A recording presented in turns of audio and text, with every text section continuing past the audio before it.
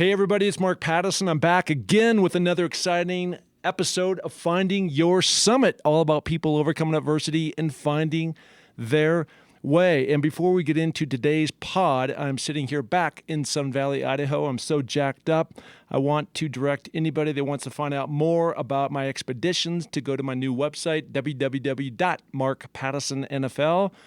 And you can also find more about my podcast. I've got over 155 episodes now with just really amazing people doing incredible things.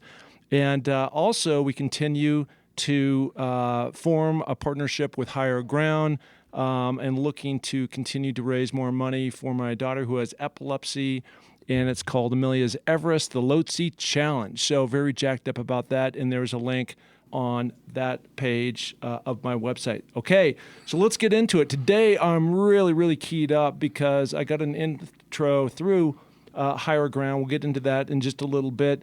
But this guy is Top Gun. He's the real deal. His name is Dick Couch. Dick, how are you doing? Very well. Happy to be with you. Yeah, so boy, we've got a lot to uncover, and I guess the first thing is how does a kid from Mississippi, growing up in Indiana, end up as a Navy SEAL? Well, it was a long journey. I can honestly say my mother, who kind of set the adventure in me, she took me to see a movie called The Silent World, Jacques Cousteau, and then I got the book and read it, and I was, we're talking early 50s. Yeah. And so I was 10, 11 years old, and I thought, boy, this looks interesting. And so I saved my money, and I bought a regulator, and I got a fire extinguisher bottle and made it to it and made an aqua lung out of it and started diving in the quarries in Indiana. And I decided early on I wanted to be a Navy Frogman. Wow. And that I never lost that goal. So I'm thinking back because like even going back 20 years, and they're remaking the movie Top Gun, and they've had all these SEAL movies out, and with Bin Laden being taken out, and of course that was SEAL Team 6, and then there's all these docs that came out after that on Netflix and other places, and I think the whole program became much more famous or infamous, whatever word you want to use, right? And so I'm interested on what the connection. I mean, I understand that you're going underwater and you're using your own respirator, but how did the connection of the awareness of becoming a Navy Frogman even enter your brain? Well, I think I wanted to be a Navy diver. I wanted to do something underwater. So it was a lure of, hey, we find also back then and even today, kids from the Midwest seem to flock to these special operations and the Navy SEALs as opposed to somebody who grew up in San Francisco or grew up in or San Diego or Miami. The sea has a lure, and it certainly did for me growing up in Indiana. I never saw the ocean till I went east to school.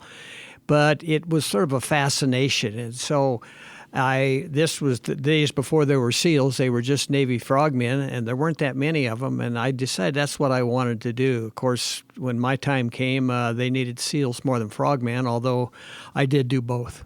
So let's get into that then. So in 1967, you become a grad of the U.S. Naval Academy, right? And during that time, let's even go back before that. So now you're in high school, and you've got these dreams about becoming a frogman. And it's also a time of extreme, like the social scene, like it really actually mirrors a little bit of what's going on today, right?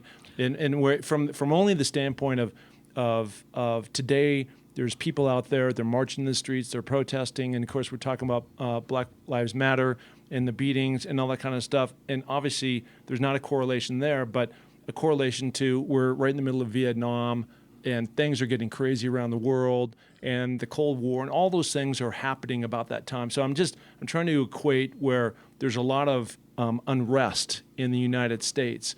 And did that affect your decision at all in terms of going into one of the academies? Not so much. I grew up in Indiana. I was an average student, but I was a very good high school runner. So I went to Butler University for 2 years on a track scholarship. And then because I was from southern Indiana, where not too many people were interested in service academies, local congressman was looking for somebody to go. I said I would go, and my running helped, so I was a good college runner. And Vietnam was not on the horizon. It was just it was late 50s, early 60s. There was no social unrest that met my eye. Once I was at Annapolis, then you're into the flow of Annapolis. And obviously we were starting to say, wait a minute, there's a war going on. It seems to be building. And we just assumed that we'd take part in that war. That was not, we didn't necessarily look for it, or we didn't want to sidestep it. That was what we were paid to do. So I remember when I came out of high school, and we were chatting a little bit about this before we went live here, and I told you that I had an opportunity to go to the Air Force Academy, and really the reality of that situation is I just wasn't mature enough to take that on. Going and playing at a major university and fraternity parties and sorority girls and all that stuff seemed to be like a better choice for me. But for you, where did that discipline, because over time, and maybe you had that, in high school and at a younger age, but did you have to be influenced by somebody to really understand what that was going to take for you to rise to become top of your class and be that disciplined guy to get up and pay attention to detail and all the tactics that you had to learn over time? I'm not so sure I would say that. Again, I was a middle distance runner, which meant that and academics took all my focus. To survive at the Naval Academy and to be a runner there. And my relay team, we were NCAA record holders. I was a good college runner. So sports. How far were you talking now? I'm talking half mile. Yeah, which is basically a sprint. Yeah, I was a 152 half miler, and Wow. I was a slow man on my relay team. So we had a good indoor relay team. National record holders. Yeah. But I think that I wanted to do this, and I was willing to pay the price. And being a runner and enduring service academy discipline, which was not, I found it to be very much in keeping with what I wanted to do. I didn't find that to be a hard thing at all. And if you're going into SEAL training, being a runner is much better than being a swimmer. I was a good swimmer and I could get by, but being a runner was far more important. Yeah, and why is that? Just because you ran everywhere, and there were constantly demands on you, whether you're running in wet clothes and soft sand and what have you. But running, and I found that true in all special operations discipline, the runners do better than almost anybody else. And I was a runner. Maybe I should have been a SEAL. Yeah. Okay, so 1972. No, I want to go back. Sorry. I want to talk about going into the SEALs and into BUD. So where did that come in the timeline in your career? I graduated in 67. I didn't get to SEAL training BUDS until 1968. Back then, you couldn't leave the academy and go straight into special operations. And even if you could have, my class standing was such that I probably would have had to go aboard ship and then transfer. So I spent a year and a half aboard ship. I couldn't have had better preparation, because being a division officer aboard a destroyer in combat was great training wheels before I went into the SEALs and had to undertake those leadership responsibilities. So because I'd been to college for 2 years, 4 years at the Naval Academy, a year and a half aboard ship, so I was 24, 25 years old. I was pretty well prepared to go into that training. And I found training hard, but I found it to be really in my wheelhouse. In some ways, I'm not a big guy. I'm 150 pounds. I think I was 155 then. It's a little man's game. And I didn't find training too difficult. The challenges came after training in operational service. So a couple things there. Number one, you said when you were on the ship for a year, you're in combat. Where was that? Off North Vietnam. Yeah. I'm kind of proud to say I had more Purple Hearts in my division aboard ship than I did in my SEAL platoon. Wow.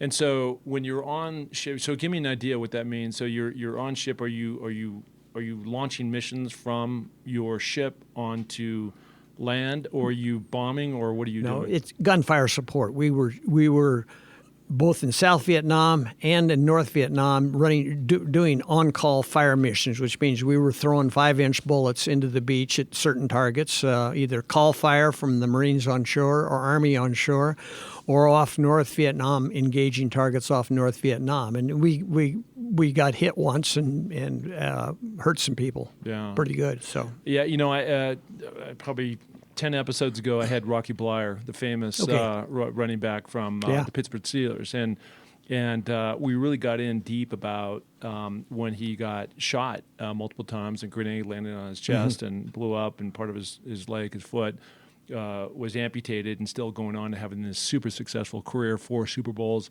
and just him reliving that moment of him waiting for I guess ground support or ocean support, ship support, kind of blazing the way, and then those guys running in. I mean, I can't even imagine how terrifying that would have been, And so it was just fascinating to go through that with him. So now you go into Bud. So it's interesting because it seems like I've interviewed 3 or 4 SEALs, and they've all been smaller, and I've never put the two together. So, I'm 200 pounds, 6'3".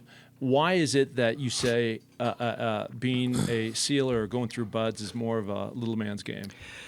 It may be a little different today. The guys are bigger and stronger, smarter, faster, all that type of thing.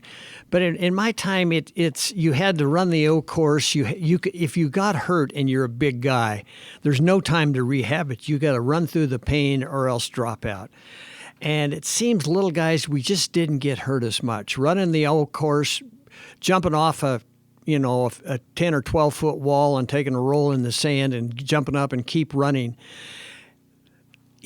I think it's easier on a smaller body. We don't seem to get hurt as bad. I think a good big man can beat a good little man, but there's a lot more good little men. Yeah. So I always felt fortunate to be a smaller guy going through training. So you go on, you become top of your class, and you get into a variety of just this leadership. Can you tell me more about the missions that you had to lead? I know you had one very successful mission where you went in and you rescued some POWs. Right. Let's talk about that. I mean, that just sounds just like heroic, and and for some, these are my words, of course, but I just think almost like Rambo-ish, where you're in the jungle and people are being held captive, and you guys are coming in and doing your thing, and just it's exhilarating, scary, all the words you can probably throw in there. Well, I think that there's difference between training and operations. Training equips you with the tools, and one thing about SEAL training then and SEAL training now, it hardens you up. There's almost no physical hardship you can't I mean, you can stay awake for days. You can be cold. You can be in the worst conditions possible, and you won't find it. You'll find a way to get through that type of thing. But also the training is transitory. I'll tell you a quick story here. About 72 of us went into this training. 13 of us graduated. I graduated at the top of my class. I was the honor man. The guy who was down at the bottom and barely graduated and what have you was officer named Tommy Norris, and he received the Medal of Honor. So you never know what's going to come out of a training class and who's going to. I tell that story because you never know. You may struggle to get through a certain part of what you have to do, and you may be the best of all of them, and Tommy was the best of all of us. Tell me what exactly it means to get the Medal of Honor. What is that? What's that description? Well, to receive the Medal of Honor, it has to be in combat. It has to be at extreme risk. And there were 3 Medal of Honor recipients in SEALs in Vietnam era. There's currently only about 85 living Medal of Honor recipients today. And that number's going down, fortunately. But it's extraordinary heroism. And can you tell me what he did to earn that? He went up into North Vietnam and got 2 pilots out that were behind enemy lines after the Easter Offensive in 1972. And it was a very difficult and heroic action to go up there and do that. And for that, he received the Medal of Honor. 6 months later, he and another Navy SEAL, Mike Thornton, were on a mission together. And they ran into a battalion of NVA, and they had to fight it out with him. Tom got his right eye shot out. I mean, in his eye and out the side of his head. Mike managed to get him off the beach, get him into the water, and save his life. And Mike got the Medal of Honor, received the Medal of Honor for that. The only time that a Medal of Honor recipient received it for saving the life of another recipient. I'll get a book plug in here. I wrote a book called By Honor Bound that details those two Medal of Honor recipients. But getting back to SEAL training, I think it equipped all of us to know that, if you're hurt, you're tired, you're beat, or you're shot, you can get through it. So can you talk in detail at all about that rescue with the POWs that were? Yes, it was not so much heroic. It's as we had good intelligence going in. It was one of my first operations.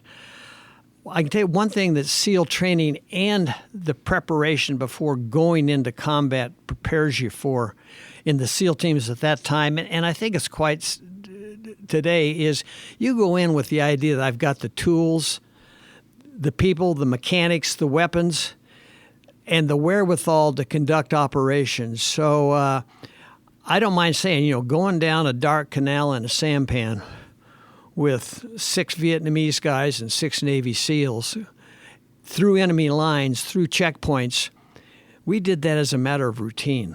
And I think back on it and I think, gosh, how did we do those things? Yeah.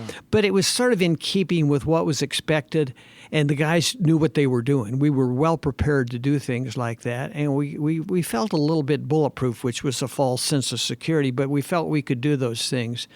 That particular operation, we went through two checkpoints, captured the sentries to get into the base camp area, and then we were in the middle of them shooting, and they didn't know what was happening. So it was very lucky, and it was due to the professionalism of a couple of my petty officers, my experienced SEALs, who knew what they were doing and kind of helped the new officer get through that and get to the right place at the right time. But it was very gratifying taking guys out of cages and bringing them back. So when you go through all that, it's in mountain climbing, and of course I've had to postpone Mount Everest on to next year, but on all these other mountains that I've scaled, a lot of people always talk about, hey, did you make the top? And really, it's the question is, did you make it to the top and back down safely, right? Because you're only halfway there. Yeah. And in your case, what we're talking about is you have to go through all these obstacles. People are shooting at you. You're trying to sneak in, create the element of surprise. Now you're in. It's a firefight, and now you're going to achieve your objective, and then coming back out the other side. Now you got to get these guys out of there as well as yourself safely.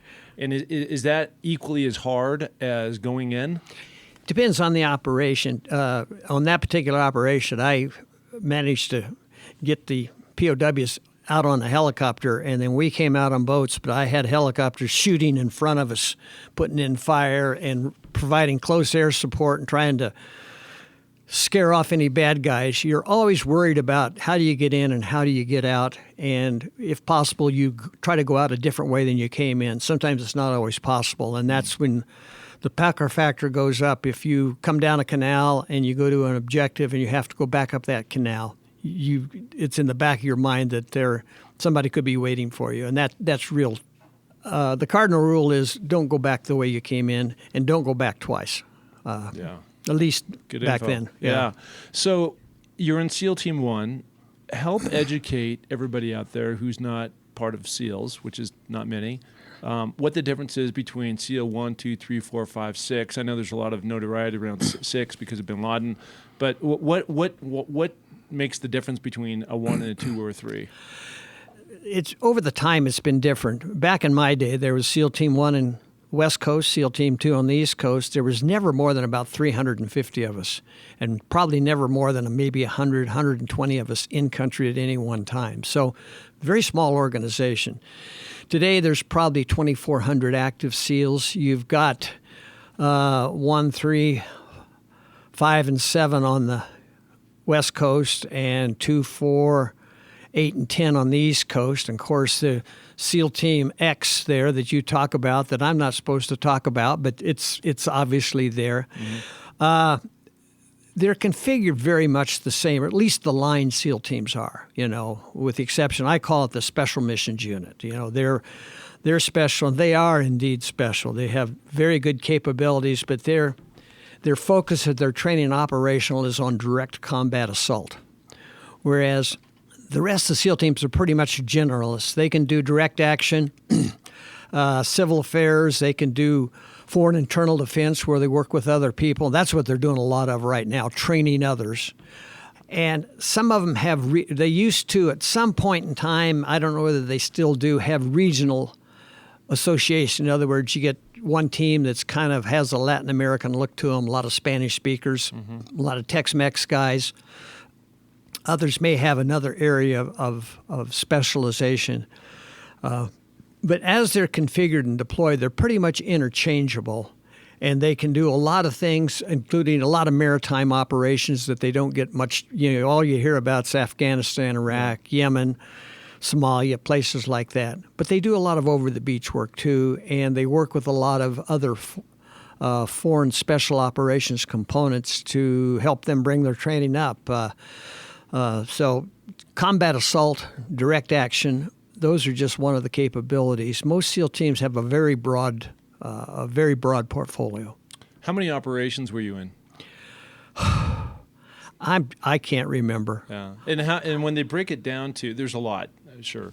When you so you have a grand total of X amount of SEALs that are out there, and then they're divided by East and West Coast. Typically, what is a team? How many people are in that unit? Well, in my day, we deployed as individual platoons. The team basically was a training entity that trained up platoons and sent them forward. Here's a platoon, it's all qualified, ready to go, and they go into an area.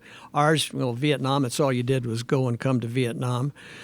You went into an operational area. There was an operational commander. Mine was a Marine colonel, and he called the shots, but he let us do what we wanted to do within reason. And so we kind of ran our own operations, but we were by ourselves as a platoon.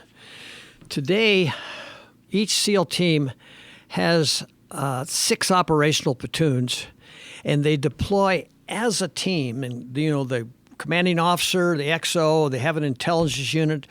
They plus up into a squadron size. They may have boats, they may have air assets, they've got security, they've got a lot of things. They go forward with their own command and control structure.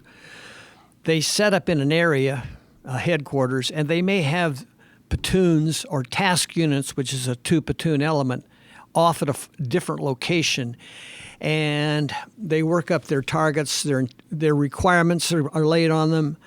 They work up their targets, their intelligence. It could be that they're there in totally a training mode where they are there to train the locals how to conduct special operations. And they may go out with them, they may be with them, but their job is to help those guys do their job. Candidly, I think a lot of guys would rather go out and do it themselves. They love the direct action, but it's very important. You can't go home until you train the guys you're going to leave in place behind you. So they deploy, and a team pluses up and expands to a SEAL squadron, goes overseas, sets up in an area, and reports into an area commander. It could be a special operations commander. It could be a Marine area commander. Could be an Army commander.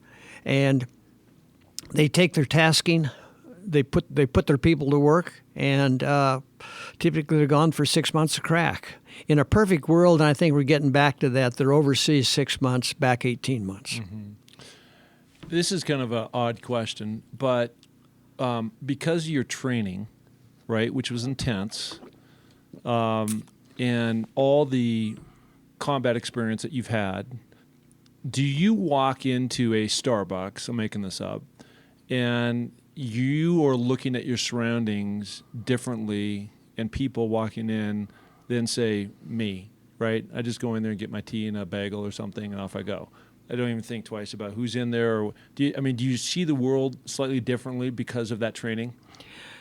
I don't think so. That's me, and I don't think that's the case at all. And I've been out of it for a while, and I've done a lot of different things, but I don't think that I look at it any differently. I've spent more time with special operations components training and in my book work and things like that.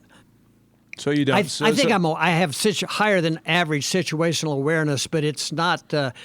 I don't walk in and take the table in the corner with my back to the wall, so I can see what goes on. I just want to know next time I walk into Starbucks and I see you there. Well, if I do take that table there, it's so I can watch the ladies come in to get their coffee. Well, that's a good answer. That's a great answer. Okay, so what makes a great leader? You've written books, and we're going to get into 11 books. You're an amazing, prolific author. I want to talk about those, a lot about your experience. But, when you cook all this stuff together, right, and you put it in a jar, and you're looking for that probably alpha dog that's going to be able to lead effectively and provide a strategic and tactical goals, like, what is your definition of that? I think from all I've seen, and again, I look at the leadership issues. I look back at my time when I was in the barrel in leadership, and if I could go back and change anything, I'd go back and try to do a better job. But I think that leader has to have a tactical command of what he's doing and what his responsibilities are, and be able to look at those he's leading and seeing who he can trust and in what roles he can trust them and who he maybe can't run. There's some guys that are pretty good, but they need to be out there on the perimeter doing security, and somebody else might say, I need you to take those 3 guys and go over there and do that. I think understanding the mission, what your people are capable of, and putting them in the roles where you can supervise your subordinate leaders. I'll tell you my story on that is maybe by example is, I don't know this to be a fact, but I can imagine that the guy in charge of the raid to get bin Laden, he wasn't kicking any door. He probably never fired his weapon. He's got a radio in each hand. He's talking to his element leaders and squad leaders. He's standing out in that courtyard. He's got the White House coming in his right ear. He's got his squad leader reports coming in his left ear. He's sorting things out, making decisions, sending people where they are. That's a leader. And you've got to listen to and trust your subordinate leaders. And I don't know who that guy is, but I'm sure that he stood out in that courtyard, and he was like an orchestra leader, right. Leading things and bringing on the brass section and the timpani section and the percussion section, and orchestrating that raid and watching it unfold. Sometimes that leader's not out front. He's back there directing his people, and he's got the key people doing the right jobs in the right places. So that's it. Knowing your people, listening to your people, gaining their confidence, and trusting getting the right people to the right point in the operation. When you're talking about that, you're just giving me goosebumps, because it really is taking me back to my football days, right?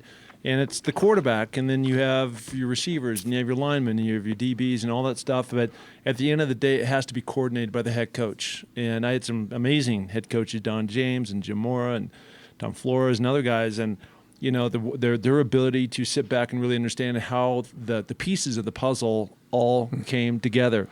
I want to transition out, because you now leave the SEAL team and you enter into the CIA, right? Right. So we've been watching. I'm sitting here with Darce, and we've been watching this Jack Ryan. Oh yeah. Right. And I'm so bummed out, because I did a binge watch. I did season 1, season 2, and I'm like, how in the hell can we get a season 3? I need it now, right? It's good fun. It's great fun. And so when I think, when I saw this in your bio, CIA, I don't know if your code name is, Lizard or something, but no. Right, but I don't, tell me more about your role in the CIA and what that meant. Well, I was, the CIA did a lot of things and does a lot of things, and most of it centers around foreign intelligence and the gathering of foreign intelligence. And within the DDO, the Deputy Director for Operations, a lot of the focus is on human intelligence. There's a whole vast array of CIA and other agencies that do technical collection, but as far as the human collection, that's the main goal of the operational side of the house. I was a paramilitary type. In other words, I was, the guys who were over in Laos, or the guys that are the Special Activities Division today that are over in Afghanistan, Iraq, places like that.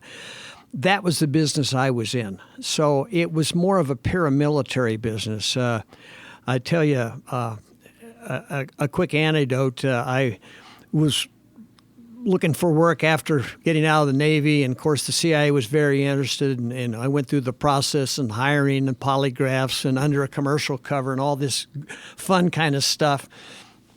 But I checked into CIA, and so I went down to my division and was in the Special Operations Division. They said, "Oh, yeah, we heard you were coming.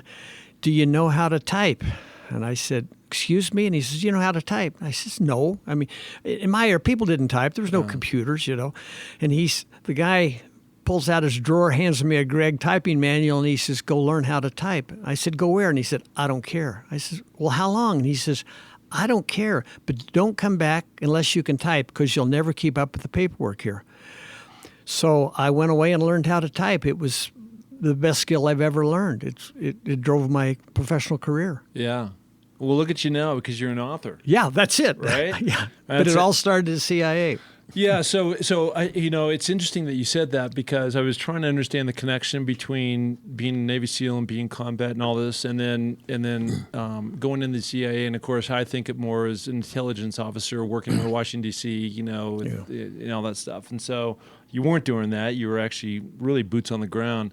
Where was your favorite place, whether it was a conflict or not? Where was your favorite place around the world, and as it relates to this type of work that you were doing to be in? I didn't say, I tried to sidestep, and I managed to sidestep, not going back to Laos or back to Southeast Asia. I worked for the Maritime Branch, did some technical collection, did some beaconry, did some counter-drug stuff, and so I was in and out of there. I didn't travel, or I didn't go back to deploy per se. The intelligence, that was a time of change. Vietnam was winding down, Southeast Asia was winding down, and they were still recovering from the Cuban ops there. So the CIA was there was kind of a shrinking organization, including the paramilitary-wise. Don't forget that in Vietnam, the whole United States military fought 3 NVA divisions in Vietnam. In Laos, about 60 case officers in the Montagnards and the locals fought 2 NVA divisions to a standstill until they finally got kicked off the Plain de Jars. So it was almost a contracted war. Yeah. And they still had that capability to go places and run operations like that, even though that most of the money goes to technical collection and the foreign intelligence side of the house. How would that be for you? Let me go back again to Rocky Bleier. And when I was talking with Rocky, there was a big emotional moment when he returned. He was part of this ESPN feature, and he went back to the battlefield, and he literally broke down and had a hard time with that. Have you been back to Laos or Vietnam since? I have. I've traveled over there, and I don't know what it is with me. Well, I think it's my background. I come from a good bit of alcohol in my family growing up, and so I have compartmentalization skills that are off the chart. But I saw I enjoyed going there. I didn't particularly want to go down in the mangrove swamps and what have you, but some of the beaches, some of the places, the people, I didn't feel, it's very disconnected from the war. I don't think about that. That's a chapter that was very easy for me to close. Yeah, I think a lot of it for him, too, was and I don't believe this happened to you, it was where he got wounded. He was in this crazy firefight, and, he got shot a couple times and blown up with a grenade, and and all this madness happened, all this rush of time. And so it was the first time back on that soil, and he was asking the question, for what, right, at the end of the day. And it's a good question to ask, but he had that emotional experience on that particular piece of dirt that he was standing on, and it doesn't sound like you did. No, I didn't, and it depends. Some people, they get real, it occupies a very big piece of their life and their formation there. And everybody processes it differently. And for a while, I thought that, gosh, something must be wrong with me because to me, that's, junior high, the growing up in high school and getting rejected by, when I asked a girl for a date, all those were traumatic things, but they almost are the same as combat experiences. For some reason, it just didn't stick to me. And I think it had to do with how I grew up and my ability to just say, well, I'm just not going to think about that. And I totally respect people who are very emotional and it's made a big impact on their lives. I totally understand that and respect it. Yeah. Let's shift into these books. I'm trying to get one book out the door and you've got 11. Actually, I've got 22 published works. Are you kidding me? No, I'm not. Wow. So where did you transition out, the CIA, and you're doing other stuff? Like, tell me how the ideation of that, like, I want to recount, and then not only that, but then 22 different themes, right? I'm just trying to figure out one theme, and I can't even think about 22 or two, right? Well, I found it an easy thing to do. First of all, they all follow special operations training. I'm very fortunate to have about half my work is novels and half my work's nonfiction. I got to thinking, I've been a Navy SEAL, I've been in combat, I've been in CIA. I think, I'd like to write a book. I think I could do that. And so I started writing a spy book. And I was in the store one time, and this was like 89. I saw a book on Navy SEALs, and I picked it up, and I looked at it, and I go, wow, I better take this home and read it. And it wasn't about Navy SEALs. It was about a guy who was a 50 caliber gunner on a PBR, which saw a ton of combat, by the way. These guys really were under fire.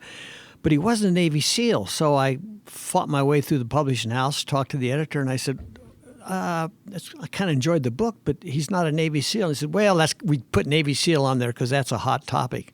I got, light bulb. That's a hot topic. Yeah. So I decided I'd write a book about SEALs, and there was Rogue Warrior out there, but it was not really about SEALs. That's something totally different. And I thought two things. I wanted it to be kind of like Stephen Crane, Red Badge of Courage. What's it like to want to go think about combat and, hey, I'm going to go to war, and what's the reality? There's a disconnect between what you think it's going to be and what it's going to be. And so I got Red Badge of Courage, Stephen Crane, read it again. Another book, Flight of the Intruder by Stephen Kuntz. He put you in the cockpit of that A6.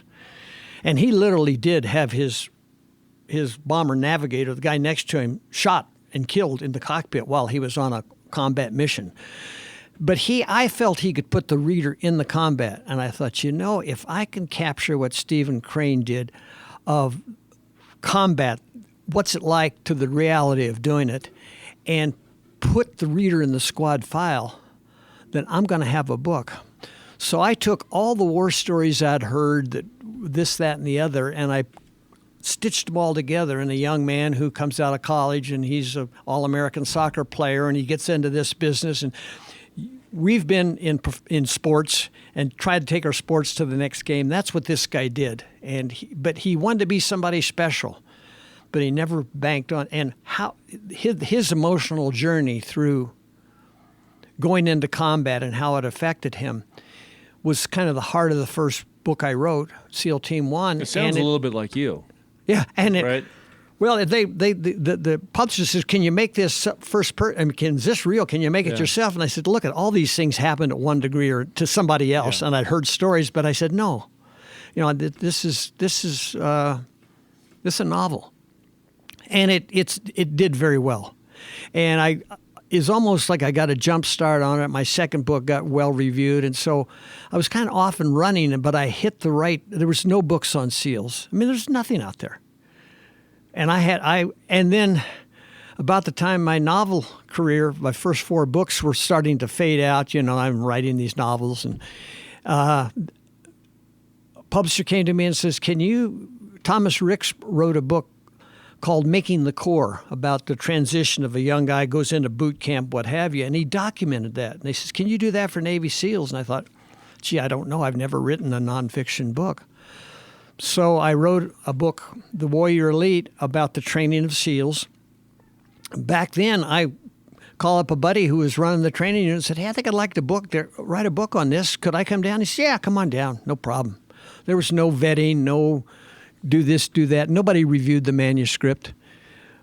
They just said, "Yeah, we trust you. Go ahead and do this." So I wrote The Warrior Elite, the training of Navy SEALs, and it came out in November at 9/11. It came out almost the same day of 9/11. I mean, talk about, so my career got a jump start on that. And then I went to the other special operations venues. So I've been very lucky. I've kind of threaded needles, and it seemed like what I was writing, what I thought I could write, became very popular as I was writing it. Well, I say this frequently on this pod, which is preparation meets opportunity. And you have the experience and you happen to be in the right place at the right time. That's it. And then the magic happened, right? Yeah. So I want to make sure that, because there's 22 books out there, that people know where to go find those books. And where is that? I always plug your local bookstore. They may or may not have one back there on their dusty shelves. Yeah. Amazon has them all. And most of them are on tape. Or you can get paperbacks or buy them used. They're Amazon.com carries them all. Yeah, and I think they can. People can route through that through your website, DickCouch, COUCH.com, and there are links there. Today we are sitting in the offices of Higher Ground, right? And so I just want to talk to you really briefly about what's your connection with Higher Ground, because we of course got introduced by our mutual friend Aaron, who put us together as we sit here today. Well, when they first started Higher Ground a long time, it wasn't called Higher Ground. It was Sun Valley Adaptive Sports, and it was 2 people, and they were doing things. They thought, well, why don't we extend the adaptive sports for people who have maybe a physical impairment to people in the military? And so there was a couple of veterans that they called on, and so we sort of talked about it and consulted with it and helped with it. And so I've been kind of involved as this organization has grown into, they do a lot of different things, but the veteran support aspect of that is a large part of what Sun Valley Adaptive Sports does. Also, it was right after 9/11 that everybody, it seems like there's just a wealth of money being directed toward veterans benefits and helping veterans out. And this is Sun Valley. This is a wealthy community. So it grew. And so I've kind of been called on to help along the way. That's awesome. Yeah. That is awesome. I'm so respectful of you and your service to America. I consider you a war hero. And anybody that helped allow me to do some of the things I've done in my life and the freedoms that we share here around the United States, my hat's off to you and full salute. So thank you so much for that. Yeah. Well, and I will say that a lot of people come up to me and say, thank you for your service. And I almost want to not bite my tongue, but say, thank you for allowing me to serve. It was everything to me. It was a privilege, not a burden. Well, you are clearly one of those guys who see the world in the right spot, right? I mean, and that's just what it gets down to. Okay. Well, listen, I appreciate you so much coming on the pod. My pleasure. Yeah, sharing your story. You're incredible. You've done just fascinating things. And I think the world's a better place with you in it. Great. Well, thank you for saying so. All right. There he is, Navy SEAL Dick Couch. Thank you.